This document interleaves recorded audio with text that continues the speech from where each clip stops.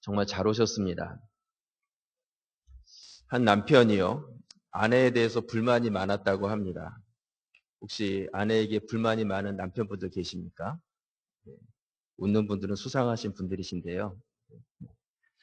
그래서 이 남편이 어떻게 하면 이 아내를 고칠 수 있을까 생각을 하다가 친구 중에 의사가 한 명 있는데 이 의사에게 부탁을 하기로 했습니다.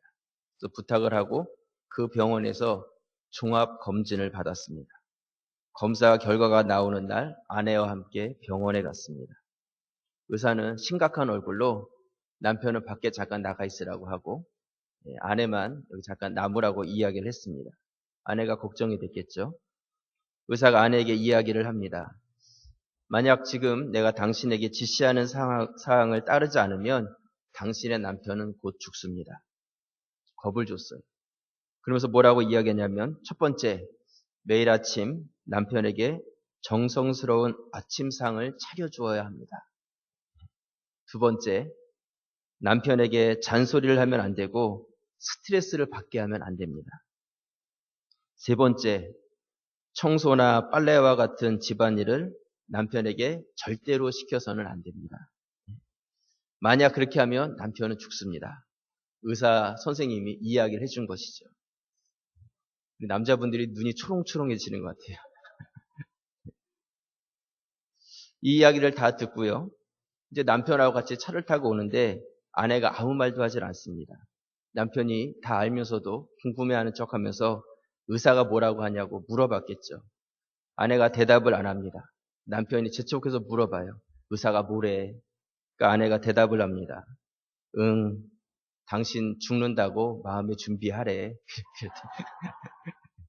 네. 아내는 아무리 의사가 얘기를 해도 들을 생각을 하지 않는 것이죠. 네, 저는 이 이야기를 이렇게 보면서 참 재밌다 그런 생각을 가졌습니다. 그런데요, 우리가 이 성경 말씀을 묵상하다 보면 참 성경 안에는 너무나 재미있는 이야기들이 많이 담겨져 있습니다.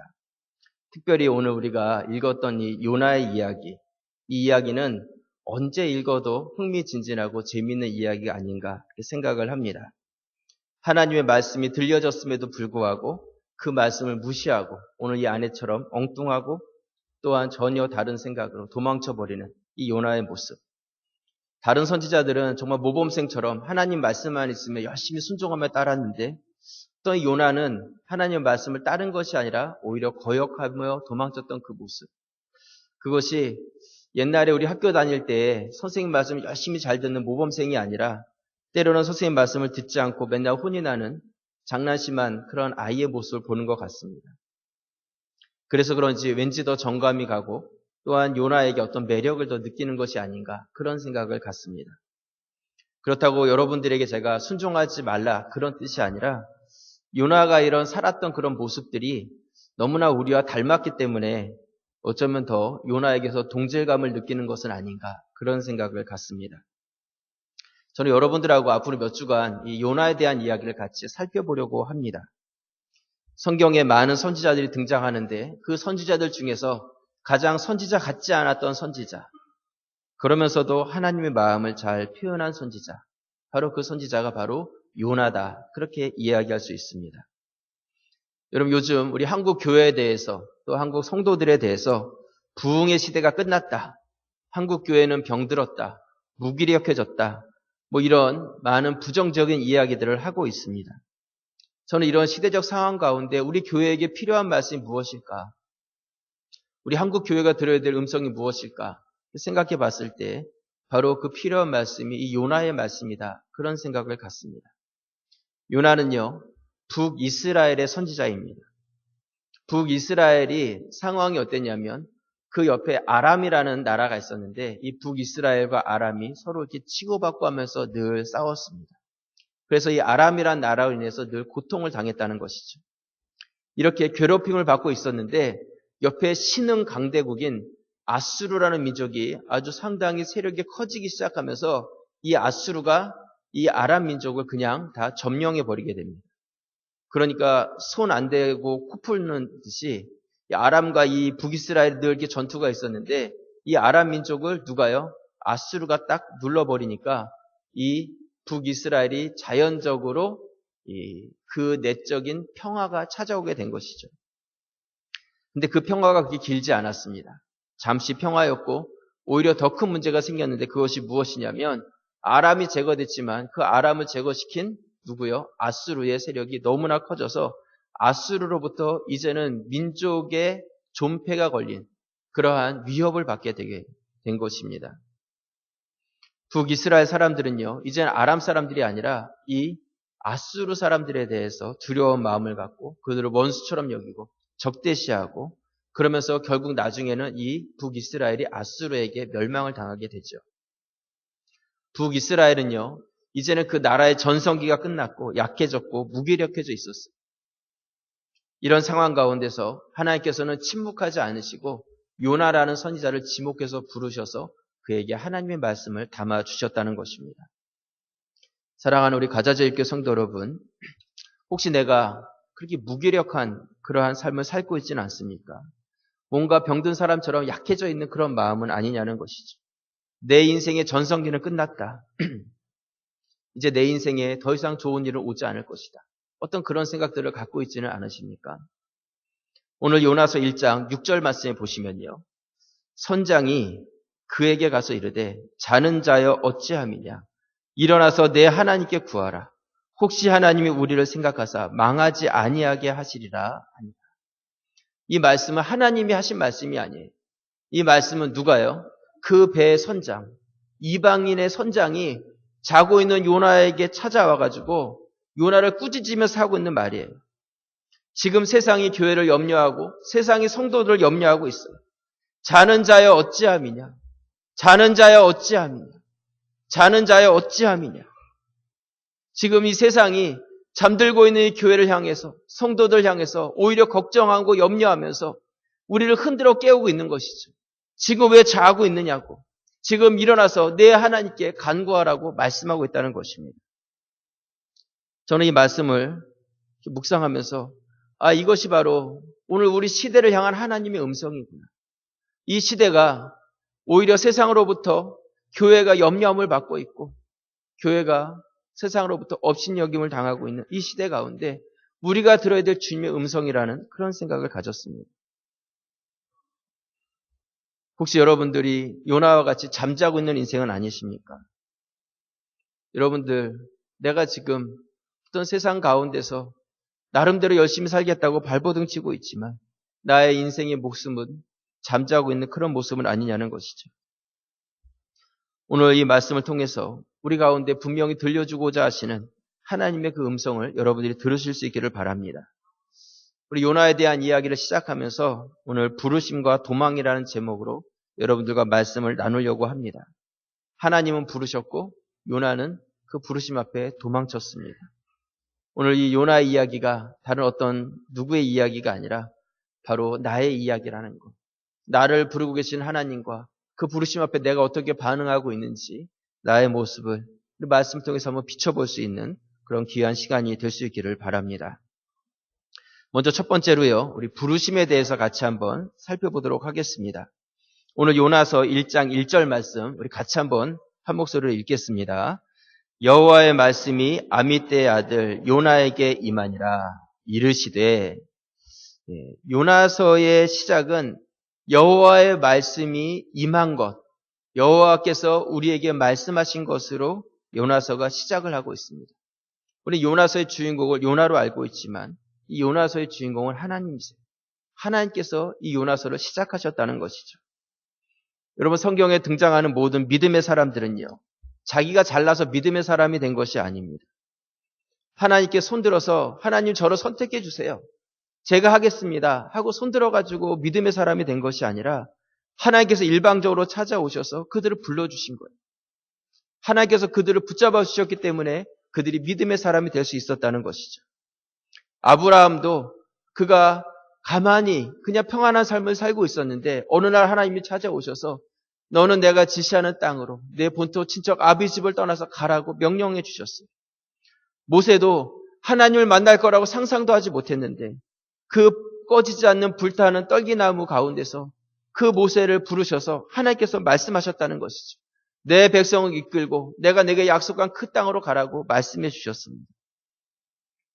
예레미야를 부르실 때에도 마찬가지였습니다. 예레미야 1장 4절 말씀에 보시면요. 여호와의 말씀이 내게 임하니라. 이르시되 내가 너를 모태에 짓기 전에 너를 알았고 내가 배에서 나오기 전에 너를 성별하였고 너를 여러 나라의 선지자로 세웠노라 하시기로 내가 이르되 슬프도소이다. 주 여호와여 보소서. 나는 아이라 말할 줄을 알지 못하나이다 하니 7절 우리 같이 한번 읽겠습니다. 여호와께서 내게 이르시되 너는 아이라 말하지 말고 내가 너를 누구에게 보내든지 너는 가며 내가 내게 무엇을 명하든지 너는 말할지니라. 여러분 예레미야는요. 나는 아이입니다. 나는 말할 줄을 모릅니다. 그렇게 이야기하고 있어요. 예레미야는 열등의식 속에 있었어요. 나는 할 수 없습니다. 그런 생각을 가지고 있었어요. 하지만 하나님께서는 그를 불러서 그를 믿음의 사람 선지자로 세워서 귀하게 사용하셨다는 것이죠. 여러분 예레미야가 뛰어나서 잘나서 그가 쓰임받은 것이 아니에요. 그가 잘나기 전에 뛰어나기 전에 그가 이미 어머니 모태에 조성되기 전부터 그를 하나님께서는 아셨고 어머니 뱃속에서 나오기 전부터 거룩하게 구별하셔서 그를 하나님의 선지자로 세우셨다는 것이죠. 여러분, 내가 무엇인가 뛰어나서 이 자리에 있다고 생각하지 마시길 바랍니다. 하나님께서 우리를 일방적으로 부르셨다는 거예요. 내가 이 땅에 있기 전부터 나를 아셨고 나를 구별하셔서 불러주셨기 때문에 우리가 이 자리에서 하나님을 예배할 수 있게 되었다는 것이죠. 늦게 신앙생활 하시는 분들은요, 먼저 믿는 분들에 대해서 대단한 신앙을 가지신 분으로 생각을 해요. 그렇지 않습니까?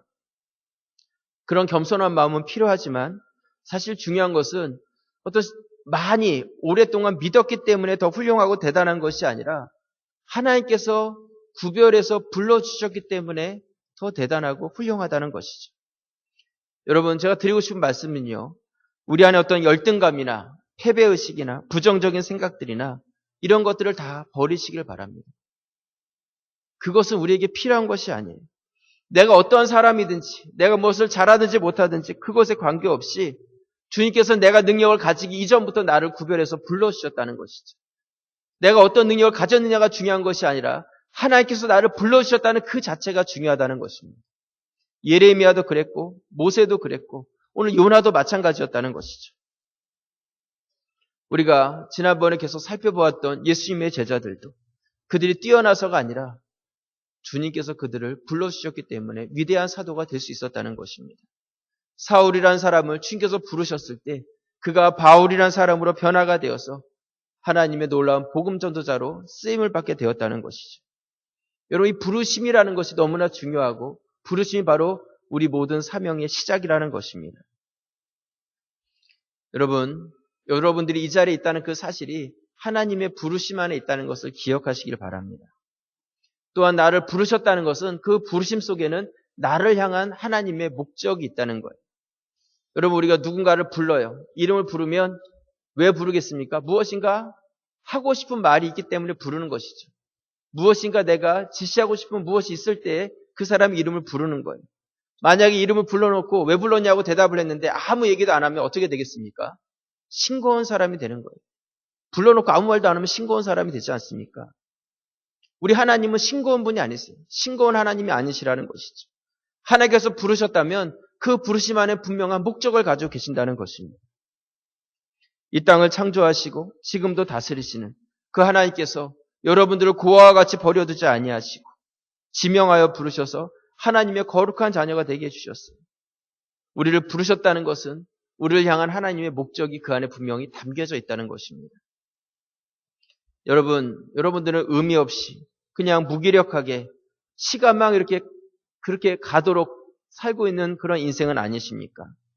아니면 나는 바쁘게는 살고 있는데, 열심히는 살고 있는데 내가 왜 이렇게 살아야 되는지 그 이유를 알지 못하는 그런 인생은 아니십니까? 여러분, 왜 우리가 그런 인생을 살아가는지 아십니까? 바로 부르심을 온전히 깨닫지 못할 때 그런 인생을 살아가는 거예요. 나를 부르셨고 나를 향한 하나님의 목적이 있는데 그것을 우리가 알지 못할 때 우리는 시간을 때우는 인생, 또한 우리의 삶 가운데서 열심히는 살지만 왜 열심히 사는지 모르고 열심히 살아가면서도 그 삶 가운데 의미와 가치를 깨닫지 못하는 그런 인생을 살게 된다는 것입니다. 하나님께서는 요나를 부르셨어요. 그리고 부르신 후에 싱겁게 침묵하신 것이 아니라 하나님께서는 요나에게 말씀을 하십니다. 두 가지 말씀을 하셨어요. 하나는 일어나라는 것이고 또 하나는 외치라는 것이었습니다. 오늘 요나서 1장 2절 말씀에 보시면요. 우리 같이 한번 읽겠습니다. 너는 일어나 저 큰 성읍 니느웨로 가서 그것을 향하여 외치라. 그 악독이 내 앞에 상달되었느니라 하시니라. 여러분, 하나님께서 우리를 부르셨다면 어떻게 해야 되겠습니까? 우리가 가장 먼저 해야 될 것은 오늘 성경은 일어나야 된다 말씀하고 있어요. 지금 내가 속해 있는 이 현실의 자리에서 그 자리를 박차고 일어날 수 있어야 된다 말씀하고 있습니다. 연약한 자리, 무기력한 자리, 할 수 없다는 생각들, 패배의식, 그 자리에 머물러 있어서는 절대로 변화가 일어나지 않는다는 것이죠. 그 자리를 차고 일어나야 된다는 거예요. 거기서부터 우리의 인생의 변화가 시작된다는 것이죠. 하나님의 부르심은 바로 그거예요. 어떤 목적을 향해서 이걸 하라는 것이 아니라 그 목적을 통해서 지금 현실에 있는 나의 잘못된 것을 박차고 일어나서 내 삶 가운데 변화됨을 하나님께서는 요구하고 계신다는 것이죠. 요나는 일어나라는 하나님의 부르심이 있었지만 일어나지 못했어요. 하나님의 그 말씀 앞에서 오히려 요나는 뒷걸음질 치고 배 가장 밑으로 내려가서 거기에 잠들어 버렸어요. 일어나지 못했다는 것이죠. 오늘 요나 1장 4절에 보시면요. 여호와께서 큰 바람을 바다 위에 내리심에 바다 가운데 큰 폭풍이 일어나 배가 거의 깨지게 된지라. 5절 같이 한번 읽겠습니다. 사공들이 두려워하여 각각 자기의 신을 부르고 또 배를 가볍게 하려고 그 가운데 물건들을 바다에 던지니라. 그러나 요나는 배 밑층에 내려가서 누워 깊이 잠이 든지라. 하나님께서는 일어나라고 이야기했는데 요나는 일어나지 못했어요. 오히려 더 깊이 잠이 들었어요. 정말 소극적으로 배를 타고 가장 밑으로 내려갔습니다. 그리고 거기서 잠들어 버렸어요. 이렇게 하면 되겠지 생각했을지 몰라요. 그런데 하나님께서는 그 바다 가운데 풍랑이 일게 하시고 그 배를 흔드시면서 요나를 깨우겠어요. 일어나라고. 내가 어찌하여 여기서 잠들고 있냐고 하나님께서는 깨우고 있는 것이죠. 여러분, 하나님께서는 지금도 우리의 삶 가운데 우리를 부르고 계십니다. 우리가 그 말씀을 듣는 것, 그것으로 만족되는 것이 아니에요. 그 부르심 앞에서 우리가 해야 될 것은 먼저 일어나야 한다는 것이죠. 하나님께서 우리에게 일어나라고 말씀하고 계세요. 지금 있는 그 현실의 자리, 안주하고 싶은 그것들, 아니면 패배의식들, 부정적인 생각들, 거기에 머무르지 않고 일어나라는 것이죠. 여러분, 우리가 해야 될 것은 바로 그 하나님의 부르심 앞에 일어나야 한다는 것입니다. 예를 들어 보겠어요. 아이가 누워서 텔레비전을 보고 있습니다. 엄마는 열심히 저녁 준비를 하고 있어요. 준비를 하다 보니까 반찬거리가 부족한 것이죠. 아이에게 심부름을 시킵니다. 아무개야, 가서 두부 좀 사와라. 아이는 텔레비전에 빠져서 대답도 하지 않습니다. 엄마가 가만히 있겠어요? 그렇지 않죠. 더 큰 목소리로 야, 가서 두부 좀 사오라고 이야기를 합니다. 아이는 짜증나는 목소리로 알았다고 대답을 해요. 하지만 일어날 생각을 하지 않습니다. 그러면 엄마는 대답했으니까 됐다 생각하겠습니까? 절대로 그렇지 않죠. 요즘 엄마들이 지는 엄마가 어디 있겠어요? 그래서 엄마는 더 큰 목소리로 아마 몽둥이를 들든지 이야기를 하겠죠. 심부름을 하라고. 그러면 결국 아이는 그 자리에서 짜증을 내면서 일어납니다. 일어나면 그 다음부터 엄마는 이야기하지 않아요. 왜요? 이제는 할 거라는 것을 알기 때문에. 여러분, 대답이 중요한 것이 아니라 실제로 그 부르심 앞에서 우리가 반응하고 일어나는 것이 중요하다는 것이죠. 여러분, 하나님께서 요나에게 너는 저 큰 성읍 니느웨로 가라. 이렇게만 말씀하셔도 충분할 것 같은데 먼저 하신 말씀은 일어나라고 이야기하고 있어요. 여러분, 요나가 누워 있었겠어요? 자빠져 있었겠어요? 앉아 있었겠어요? 요나가 누워 있었기 때문에 일어나라는 것이 아니라 너가 지금 현실에 머물러 있는 그 삶, 순종할 수 없는 그 삶 가운데서 내가 일어나서 너를 변화시키고 너에게 주어진 이 명령에 순종하라고 말씀하고 있는 것이죠. 일어나지 않으면 어떠한 변화도 일어나지가 않는 것이죠. 여러분, 탕자의 비유의 말씀을 아시지 않습니까?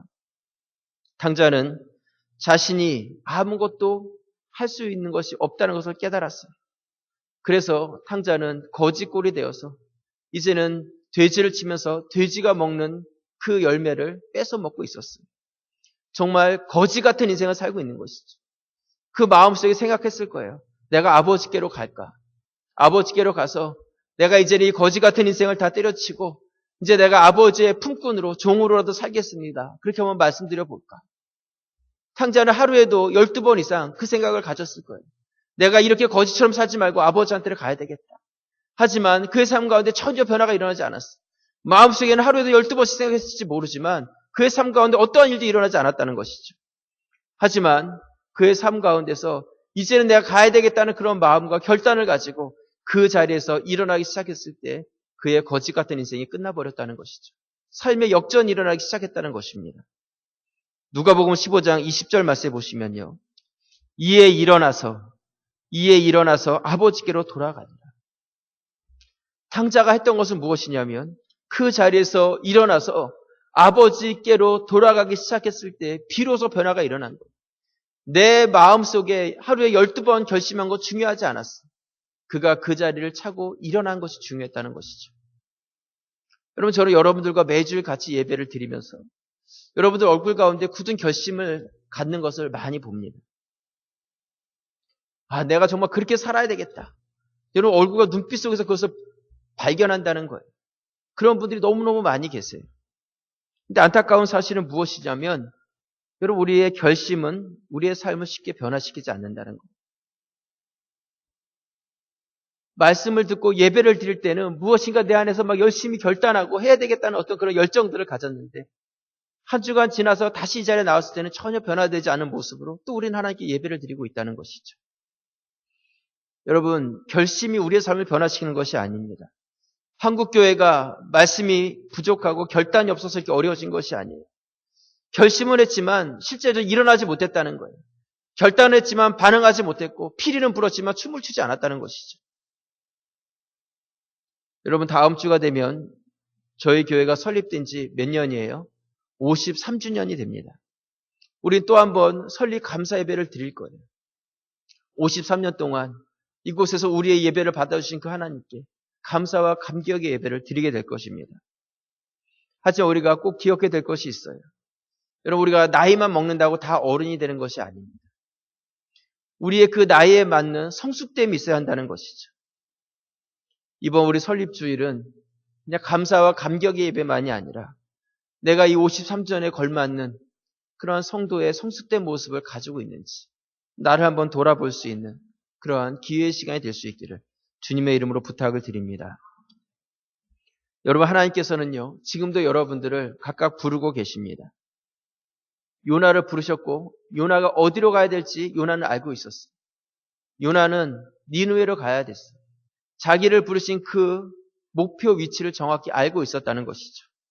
하지만 그 자리를 알았지만 그 자리로 가지 못했어요. 여러분 제가 왜 이런 말씀을 드리냐면요. 저는 여러분들을 부르신 하나님의 부르심이 분명히 있다고 생각합니다. 각각 부르신 그 부르심이 어떤 것인지 다 알지는 못하지만 여러분들 자신을 알고 있다고 생각해요. 나를 하나님께서 어떻게 부르셨는지, 내가 지금 무엇을 해야 되고 어디로 가야 되는지. 여러분 하나님의 그 부르심이 있다면 망설이지 마시고 그 하나님의 부르심 앞에 여러분들이 일어나시길 바랍니다. 결단만 하는 것이 아니라 내가 그 하나님의 부르심 앞에서 이제는 일어나서 용기 있게 담대하게 그 부르심 앞에서 순종하며 나아가게 될 때 비로소 하나님의 도우심을 경험하게 될 것입니다. 하나님께서 그 일어난 삶 가운데 하나님의 놀라운 역사를 시작하신다는 것이죠. 여러분들 가운데 그런 하나님의 도우심을 경험하시기를 주님의 이름으로 축원합니다. 두 번째로요. 하나님께서 요나를 부르셨을 때 요나는 어떻게 반응했냐면 도망했습니다. 도망에 대한 이야기를 같이 한번 생각해 보려고 합니다. 여러분 오늘날 많은 성도들이요. 요나와 같이 하나님의 부르심 앞에 도망하고 있어요. 우리 믿음의 선배들 많이 계시잖아요. 여기도 연세가 많으신 어르신들이 많이 계시는데요. 우리 어르신들 이렇게 보면 그 세대에는 어렵고 힘든 일이 있어도 끝까지 정말 포기하지 않고 자신의 사명을 감당해 오신 그런 세대입니다. 정말 존경받아 마땅한 그런 세대라는 것이죠. 그런데 현대 일반적으로 이렇게 봤을 때 오늘날의 이 젊은이들, 믿음의 젊은이들 이렇게 봤을 때 하나님의 사역, 그 부르심 앞에서 뒷짐지고 또한 도망하는 것을 많이 본다는 것입니다. 안타까운 그런 일들을 우리가 보게 된다는 것이죠. 오늘 요나서 1장 3절 말씀에 보시면요. 그러나 요나가 여호와의 얼굴을 피하려고 일어나 다시스로 도망하려 하여 욥바로 내려갔더니 마침 다시스로 가는 배를 만난지라. 여호와의 얼굴을 피하여 그들과 함께 다시스로 가려고 뱃삭을 주고 배에 올랐더라. 요나는 하나님의 정확한 부르심이 있었어요. 하지만 여호와의 얼굴을 피해서 다시스로 가는 배를 탔다 이야기하고 있습니다. 오늘 이 한 절 말씀에서 여호와의 얼굴을 피했다는 말씀이 두 번이나 반복돼서 이야기하고 있어요. 이것은 무엇을 의미하냐면 내 힘으로 하나님을 피해서 도망할 수 있다고 생각을 한 것이죠. 요나는 그렇게 생각을 한 거예요. 제가 지도를 한번 보여드리도록 하겠습니다. 지도를 이렇게 보시면요. 가운데 빨간 점이 있지 않습니까? 이 빨간 점이 있는 곳이 요나가 배를 타고 출발했던 욥바라는 곳입니다. 해안 도시죠. 그리고 파란색으로 화살표가 있죠. 이곳이 하나님께서 가라고 했던 니느웨예요. 이 니느웨는 배를 타고 갈 수 있는 곳이 아니에요. 왜냐하면 다 육지로 되어 있기 때문에 육로를 해가지고 가야 될 그런 곳이었어요. 그런데 육로로 가야 될 그곳을 배를 타고 갔다는 것, 배를 타고 가기로 요나가 결정했다는 것, 이것은 요나 생각에는 내가 이 니느웨로 가지 않을 수 있는 최선의 방법을 그가 선택한 것이죠. 그래서 요나는 오히려 배를 타고 다시스로 가는 배를 타고 갑니다. 이쪽으로 가는 것이죠. 하나님께서 지시한 것하고 정반대 방향으로 육로로 가야 될 것을 배를 타고 도망을 가기 시작한 거예요. 여러분, 이 다시스가 어디냐면요. 이 이야기가 지금 2700년 전의 이야기거든요. 그렇기 때문에 현재 다시스가 어딘지에 대해서는 정확하게 알지를 못합니다. 하지만 가까운 거리가 아니었고요. 일반적으로 생각할 때 이 지중해를 다 가로질러서 이탈리아 반도를 건너서 거기 서무엘, 거기 어디쯤이 바로 다시스였을 것이다. 그렇게 이야기를 합니다. 근데 이 다시스라는 곳이 어떤 곳이냐면 자원이 풍부하고 상업이 발달됐던 그런 도시가 바로 다시스라는 도시였어요. 그걸 어떻게 알 수 있냐면 열왕기상 10장에 보면 솔로몬의 이야기가 나오는데 솔로몬이 왕이 되었을 때 그가 얼마나 지혜로웠는지 또한 그가 누렸던 그 재물들이 얼마나 많았는지 열왕기상 10장에 잘 나와 있는데 그 10장에 보면 오늘 이 요나가 가고자 했던 이 다시스라는 곳이 어떤 곳인지에 대해서 잘 표현을 해주고 있습니다. 열왕기상 10장 22절 말씀에 보시면요. 이 왕은 누구겠어요? 솔로몬 왕. 네, 솔로몬 왕이 바다에 다시스 배들을 두어 히람의 배와 함께 있게 하고 그 다시스 배로 3년에 한 번씩 금과 은과 상아와 원숭이와 공작을 실어 왔음이더라. 이렇게 말씀하고 있습니다. 솔로몬이 바다 위에 다시스의 배를 두었다. 이렇게 이야기하고 있어요. 그 다시스라는 곳은 어떤 곳이냐면 배를 만들어낼 수 있는 조선 기술이 그만큼 발달된 도시였다는 것을 이야기하고 있어요. 3년에 한 번씩 금이나 은이나 상아나 원숭이나 공작이나 이런 것들을 가서 가지고 왔다는 거예요. 정말 진귀하고 귀한 물품들을 가서 가지고 올 정도로 많은 그러한 자원들을 가지고 있던 곳이 바로 다시스였다는 곳이죠. 요나는요, 니느웨로 가기를 원치 않았고, 그리고 요나는 바로 이 다시스라는 이 발달된 도시로 가고 싶어 했어요. 내가 배를 타고 그 먼 곳으로 가버린다면 하나님도 어쩔 수 없을 것이다. 하나님도 어쩔 수 없을 것이고 내가 안 간다면 하나님께서 다른 사람을 통해서 이 일을 하시지 않겠는가. 아마 요나는 그렇게 생각했을지 몰라요. 여러분, 이것이 바로 도망이라는 것이죠. 성도들 중에도 어떤 일이 주어졌을 때에 내가 하고 싶지 않으면 그냥 안 해버리는 그런 분들이 계세요. 전에 섬겼던 교회에서는요. 수요 예배 때 기도 순서를 맡겨드렸는데 아무 말도 없이 그냥 안아버리셨어요. 못 온다는 이야기도 없이 그냥 안아버리시는 거죠. 그러면 결국 누가 하겠죠. 그렇게 생각하면서 안아버리는 그런 경우들도 있었어요. 여러분, 근데요. 하나님의 얼굴을 피하는 것, 이게 가능하지 않다는 것이죠. 요나가 이렇게 자기 생각으로는 최대한 열심히 도망을 쳤지만 하나님 앞에서 도망하지 못했어요. 하나님께서는 큰 풍랑을 일으키셔서 그 배가 앞으로 나아가지 못하도록, 목적지로 가지 못하도록 그것을 막으셨다는 것이죠. 오늘 요나 1장 7절 말씀해 보시면요. 그들이 서로 이르되 자 우리가 제비를 뽑아 이 재앙이 누구에게로 말미암아 우리에게 임하였나 알아보자 하고 곧 제비를 뽑으니 제비가 요나에게 뽑힌지라.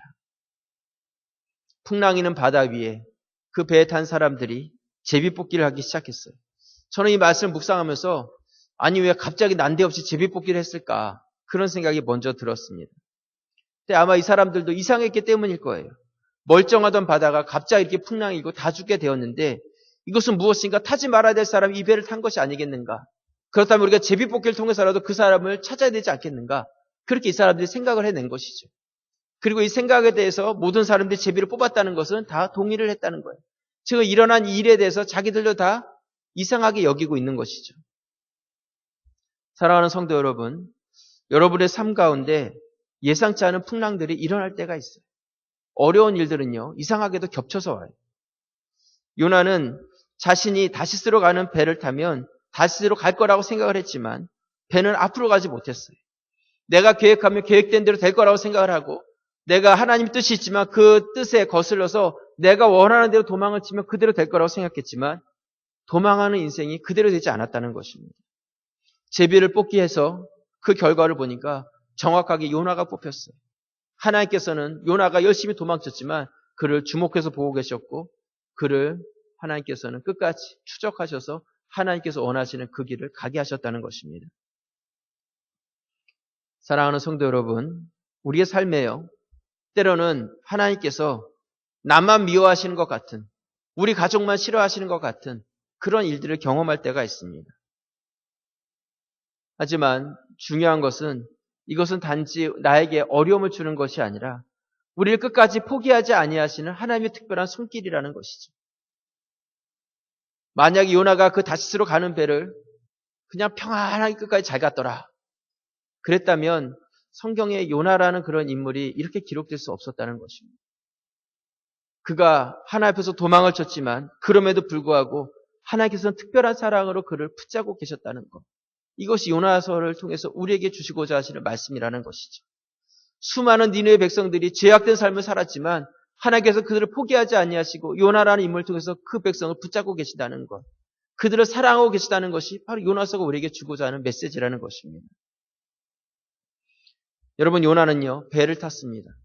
제일 밑창까지 내려갔어요. 잠들어 버렸어요. 어떻게 보면 태평해 보이죠. 하지만 여러분, 요나의 마음이 정말 평안했을 거라고 생각을 하십니까? 양심이 있다면 평안할 수 없죠. 하나님께서 가라는 곳하고 반대쪽으로 가고 있는데 평안할 수가 있겠습니까? 도망하는 사람의 마음이 평안할 수 있었겠어요? 학자들은요, 이 요나가 배 아래 내려가서 잠을 잔 것에 대해서 뭐라고 평가를 하냐면 위장된 평안이다, 이런 단어를 사용합니다. 위장된 평안. 성도들 가운데도 그런 분들이 계세요. 어떤 어려운 일이 있을 때 어떠십니까? 힘들지 않으십니까? 어려워요. 힘들어요. 목사님 기도해 주세요. 이런 분들도 계시지만 또 어떤 분들은 난 아무렇지도 않아요. 나는 괜찮습니다. 네. 정말 입으로는 나는 아무렇지도 않다고 이야기하세요. 하지만 그 마음속은 평안하지 않는 것이죠. 여러분, 오늘날 많은 교회와 성도들이 이 위장된 평안, 그런 모습을 보이고 있다는 것이죠. 우리 교회는 아무 문제 없어요. 괜찮습니다. 나는 괜찮아요. 하지만 마음속에는 두려워하고 떨고 있는 것이죠. 불안해하고 있어요. 여러분, 이런 위장된 평안 가운데 있을 때 하나님께서는 우리를 포기하지 아니하시고 찾아오세요. 우리 아버지 하나님께서 말을 듣지 않고 도망하고 있는 요나를 끝까지 찾아오셔서 그를 악착까지 부려먹겠다는 것이 아니라 그에게 주어진 사명을 다시 한번 그 손에 들려주면서 그를 이 땅 가운데 가치 있게 살라고 말씀하고 계시는 것이죠. 여러분, 요나서는요, 하나님의 특별한 사랑의 책입니다. 당시에 아무도 거들떠 보지 않았던 이방인들을 향한 하나님의 마음이 거기 담겨져 있어요. 또한 불순종한 요나를 하나님께서 포기하지 않고 끝까지 쫓아가셔서 그를 통해서 하나님 뜻을 이루어 가시는 그 사랑이 거기에 담겨져 있다는 것이죠. 이방 민족 많은 사람뿐만이 아니라 한 사람을 주목해 보시는 하나님의 사랑이 이 요나서에 담겨져 있다는 것입니다. 또한 그 사랑으로 지금 우리에게도 동일하게 우리를 찾아오셔서 불러주시고 주님의 사명을 맡겨주시는 하나님의 사랑이 거기에 담겨져 있다는 것이죠. 우리가 요나서 말씀을 계속해서 묵상해 가게 될 텐데 여러분들이 하나님의 부르심 앞에서 도망하는 자들이 아니라 나를 통해서 영혼들을 변화시키기 원하시고 또한 이 땅을 보다 더 의미 있고 가치 있게 살기 원하시는 하나님의 특별한 그러한 부르심 앞에 여러분들이 순종해 나아가는 그러한 변화가 있기를 주님의 이름으로 축원합니다. 말씀의 결론을 내립니다. 여러분 아시는 분들도 아시겠지만 저희 교회가 매일 노방전도를 하고 있습니다. 주중에는 여기 한양상가 앞에서 전도를 하고 있고요. 토요일에는 북가자 사거리, 그 사거리 육교 있는 곳에서 전도를 하고 있어요. 특별히 날씨가 이렇게 많이 더워졌는데 더운 날씨 가운데서도 영혼을 위해서 수고를 아끼지 않는 모든 분들에게 진심으로 감사를 드립니다. 여러분 전도의 길은 다 열려 있어요. 누구든지 오셔서 같이 동참하실 수 있습니다. 여러분 요나서는요. 이방 민족을 향한 하나님의 마음이에요. 이스라엘에게는 원수와 같은 아수르의 수도인 니느웨 그 사람들을 구원하라는 말씀이에요. 상종도 하지 않는 그런 사람들을 구원하라고 말씀하고 있어요. 우리를 멸망시키려고 하는 사람들을 구원하라고 말씀하고 있습니다. 이스라엘 사람들은 미워했지만 하나님께서는 그들이 미워하는 자들을 먼저 찾아가라고 이 요나서를 통해서 말씀하고 계시는 것이죠. 이것이 바로 요나서가 우리에게 주고 있는 메시지입니다. 우리가 요나서 말씀을 묵상해 가면서 여러분들이 이 시대에 요나가 되시길 바랍니다. 이 시대에 하나님이 찾으시는 요나가 되시길 바라요. 투덜투덜하는 그런 모습이 아니라 우리 주변 가운데 주님을 알지 못하고 소망 없이 살아가는 자들, 또한 하나님과 원수됨 가운데서 살아가고 있는 그런 자들, 우리가 그들에게 찾아가셔서 그들의 마음 가운데 그리스도의 사랑을 드러내시고 또한 그럼으로 인해서 그들을 변화시켜가는, 우리가 이 땅 가운데 정말 열심히 살아가는 것도 중요하지만 하나님 앞에서 의미 있고 가치 있는 인생을 살아가는 그런 성도들이 되실 수 있기를 바랍니다. 우리에게 하나님의 부르심이 있습니다. 이제 우리가 그 부르심 앞에 결단하시고 일어나셔서 어떤 세상 것이 아니라 주님의 뜻 가운데 나를 부르신 그 부르심 앞에서 여러분들이 바르게 살아가시는 그러한 우리 교회와 성도들이 되시기를 주님의 이름으로 축원합니다. 기도드리겠습니다.